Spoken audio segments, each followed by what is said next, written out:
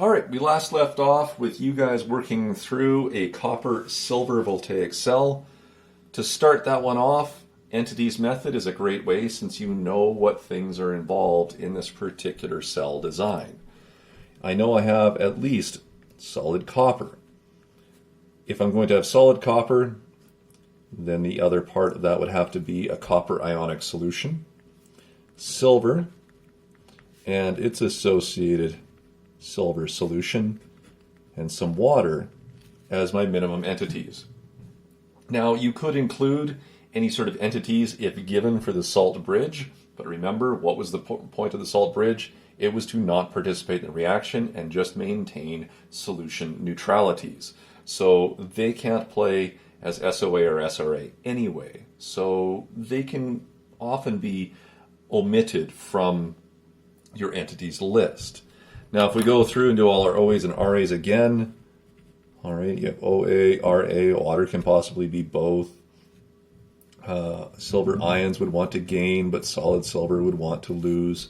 Same thing here, and same thing here. Now you want to take some time and go back, now that you've listed all of your various entities, which is the strongest of my three oxidizing agents, and we're looking for which one might be highest, and you're going to find that it is the silver ion, which is the highest. Which one is the lowest on the right-hand side? Water's fairly high. Silver, by definition, must be fairly high, so copper has to be the potential SRA here. Hope you're able to find those pretty easily. So now that you have SOA and SRA, we can build our half reactions.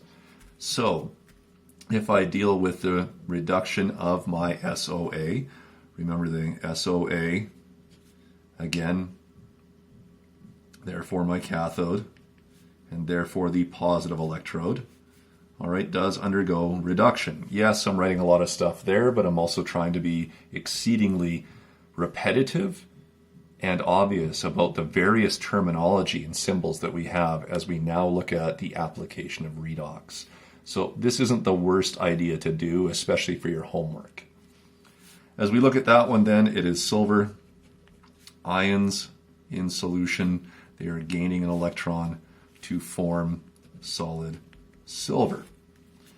We should still take a look at our SRA, therefore our anode. In this case, it'll be negative, and that is the site of your oxidation. So there's your redox. We have copper to, whoops, so used to copper behaving differently. So we have copper as our SRA. It wants to give up 2 electrons and form the copper 2+ ion. You can see in your net redox, we do have to balance these electrons, but this is only for any sort of balanced equation that we would want to have to work with. We don't necessarily have to show this balancing when we do all of our cellular cell work and notations. So 2 electrons lost for every 1 gained. I will double that reaction to fix my electrons. So now I see it takes 2 silver ions to react with solid copper to produce 2 solid silvers and the copper 2+ ion. Check your height and you'll find that it is spontaneous. All right, voltaic cells should be spontaneous, and so you have that downhill kind of idea as you're going through it. So now we have everything. Now what we can do is do our notation. If I decide to start with the anode on the left, I see that in this notation, solid copper is turning into copper 2+ ions as it loses those electrons. This would be separated by a porous cup, some sort of porous boundary, usually a salt bridge, and we would have the cathode on the other side here, in which your silver ions are being consumed in solution to plate that solid silver on that cathode electrode. You can go a little bit further. This is all additional information, but if you want, you can just make sure that you are identifying your SRA again, that this is the anode, and this would be, of course, a half cell or half reaction. As we go through here, there's your cathode half cell or half reaction. Okay, so reduction and oxidation. There's your SOA. All right, these are your phases. All right, and this is that porous boundary. I can't spell porous.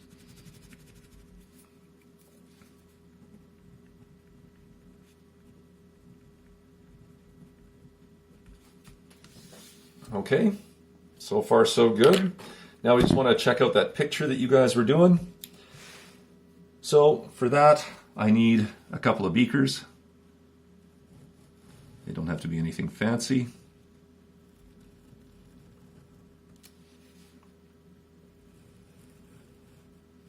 Make them big enough that you can draw all this stuff. All right, from there, I need some electrodes.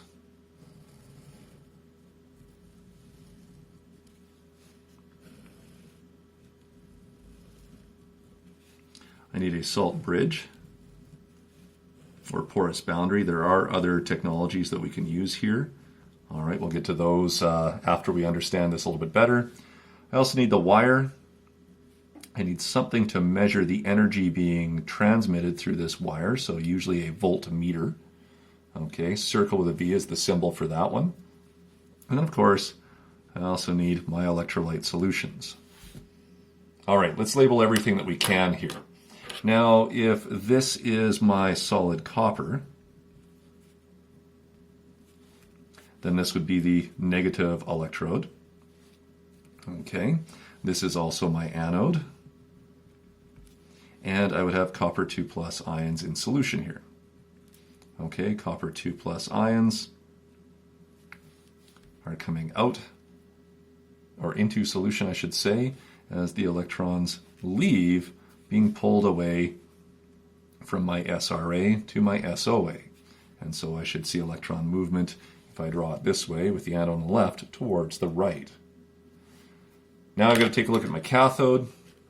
All right, my cathode, all right, would be given a positive symbol. This is my solid silver. I have silver ions in solution.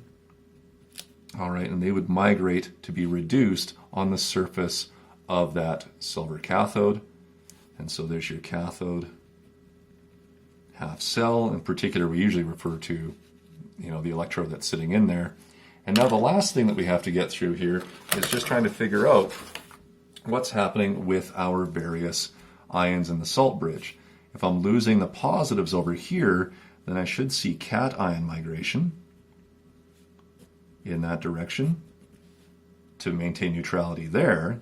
And if I'm producing a lot of positives here, I should see anion migration for whatever salt that I used this way to maintain neutrality there. And that's about everything that I could possibly want you guys to draw in respect to one of these various voltaic cells.